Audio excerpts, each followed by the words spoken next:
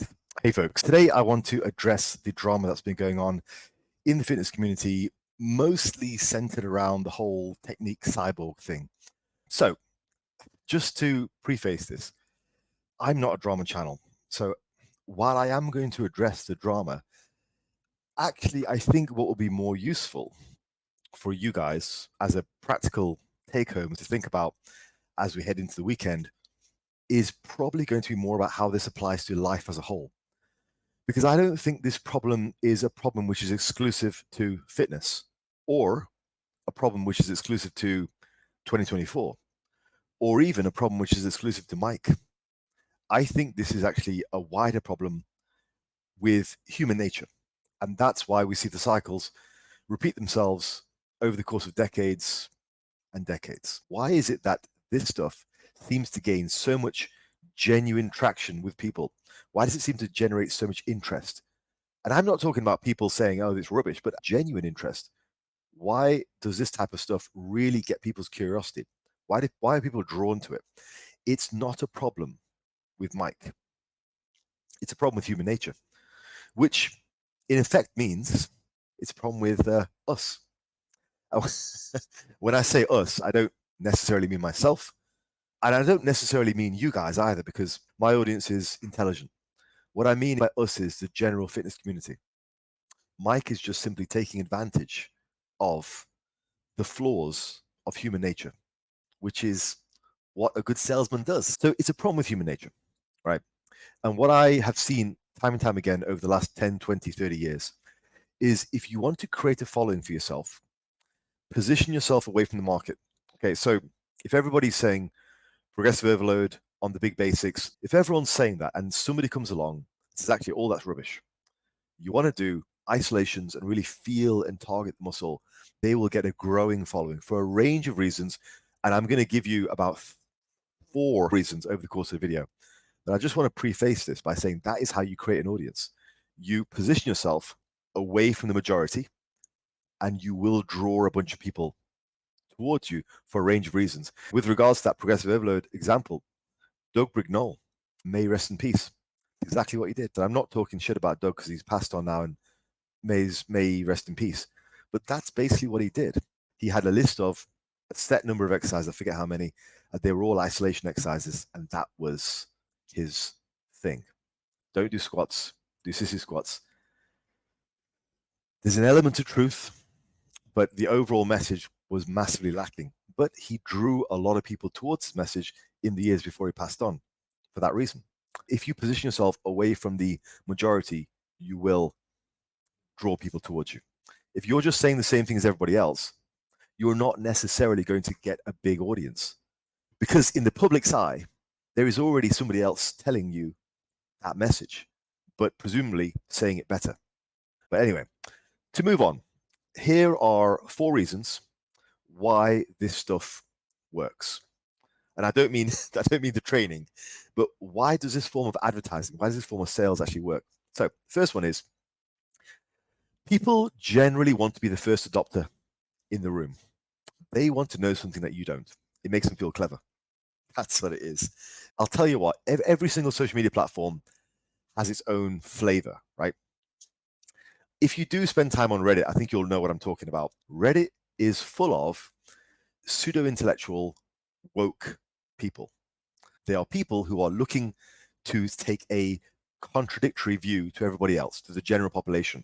It's the, excuse me, nerd, right? Reddit is just full of that.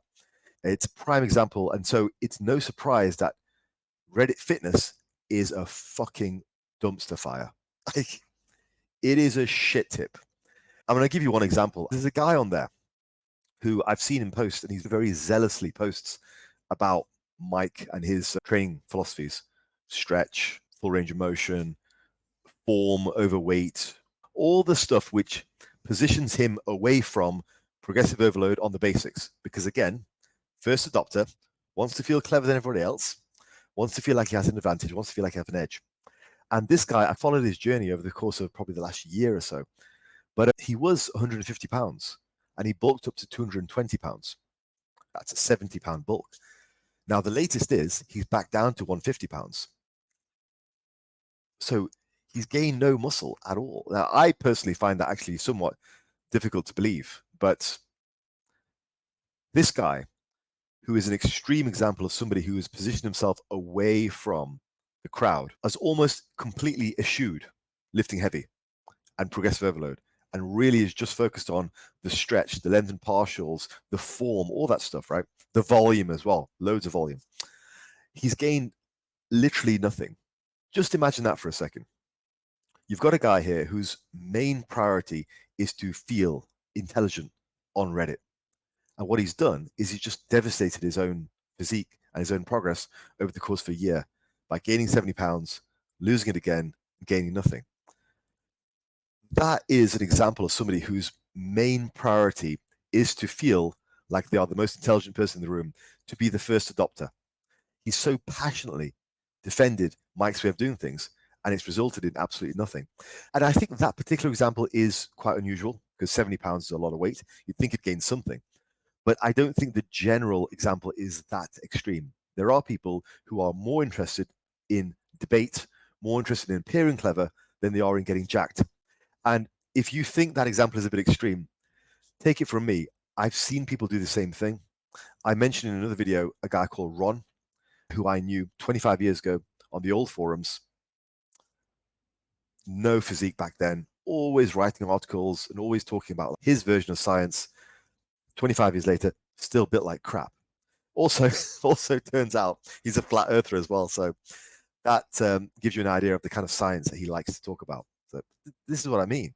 A lot of people, they want to be the first adopter in the room more than they are interested in reality, actually making progress. So that's the first reason why this type of stuff still gets traction. Whereas you'd think we know better by now. It's 2024. These cycles have repeated themselves for decades upon decades. That's the first reason. The second reason is I think there is a large portion of the population who are just aimless. I think they lack urgency. I think if you were to ask these people deep down, they probably wouldn't actually believe the stuff really works. It's a Hail Mary. I want to try it. And I know because I've been there before. I did that when I was younger. When I was in my 20s, I would try things which, if you really asked me, if you got me like tied to a chair, gun to my head, I'd say, yeah, I don't really think this is going to work. But I felt I was young. I felt I had time to waste, time to experiment. It was a bit of a, like I say, it was a bit of a Hail Mary. And I think people are happy to waste time when they're in their 20s. I mean, when I was in my 20s, I didn't really have a concept of time, as in the time of my life. I was just like, I'm in my 20s. I can't really even fathom what it's like to be in my 60s. You guys who are young, I have a fair portion of guys in their 20s who watch these videos. Um, you know what I'm talking about. I don't think you can really process being in your 50s, 60s, and 70s. I certainly couldn't anyway. So I think with some people, there is a real lack of urgency and aimlessness. Yeah, I'll start this training thing, but I'm not going to track my macros. I'm not really going to push the progressive overload. I might change my routine every now and again because I'm not in a rush. To tie this into the greater message, that I think is something which happens across all walks of life. I saw it in education as well as a school teacher. So I would have certain students who weren't doing what they needed to do because they just didn't think it was that important.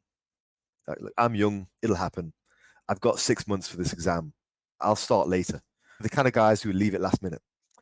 And some of them do okay, most of them don't.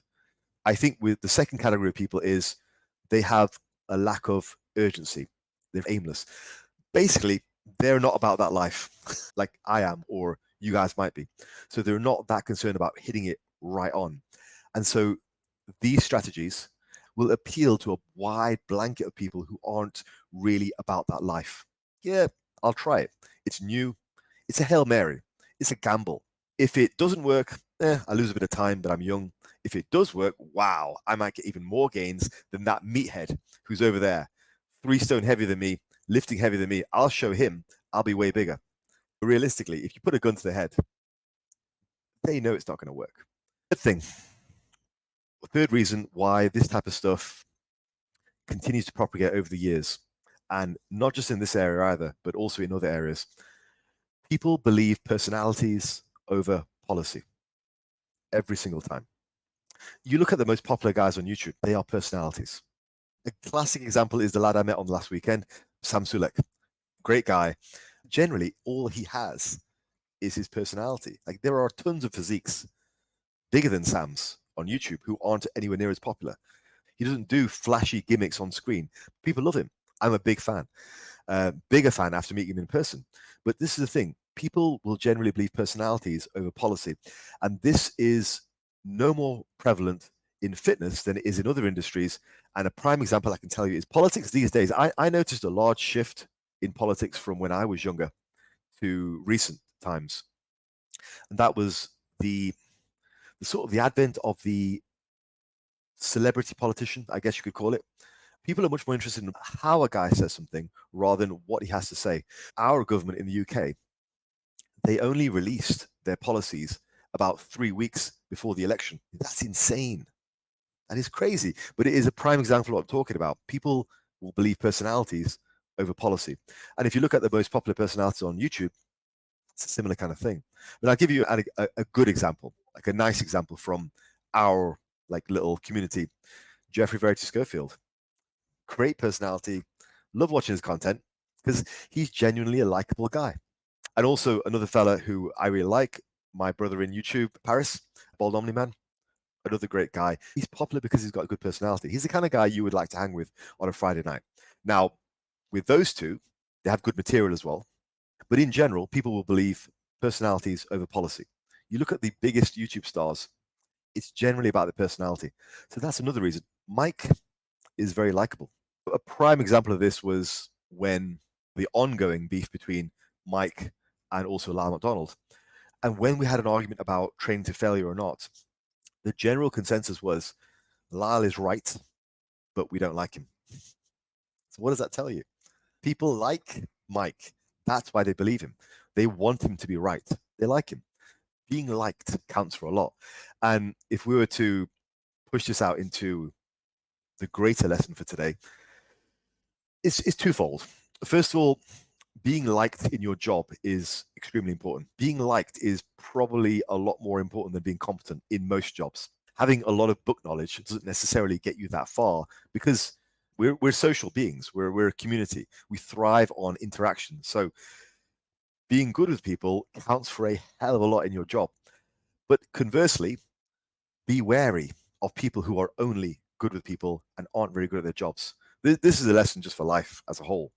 In my day, we would call them con men. Yeah. Nowadays, we call them gurus. Now, the final thing, I don't like to talk about this a lot, but it's true. Some people are just looking for an easy way out. That's it, really. If they feel that they can accomplish a hard task via a shortcut, they're going to take it. Some people will look at two routes, say, okay, this is the easiest one. I've got a bunch of other things to do. I've got the kids, I've got the job, I've got all this, I've got Netflix, right?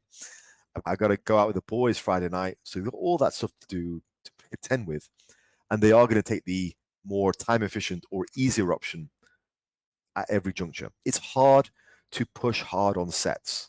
It's hard to be obsessed about progressive overload. It's hard to obsessively push your body weight up year after year after year to stay in the golden zone year after month. It's hard to do those things. There are a certain portion of people who will think if they can do it an easier way, if they don't have to be so obsessed with weight on the bar, if they can really leverage the stretch, if they can really add volume, if they can switch exercises every 6 to 8 weeks rather than just grinding on that same routine for a year while they're bulking to deliver the best stimulus, they're going to take it.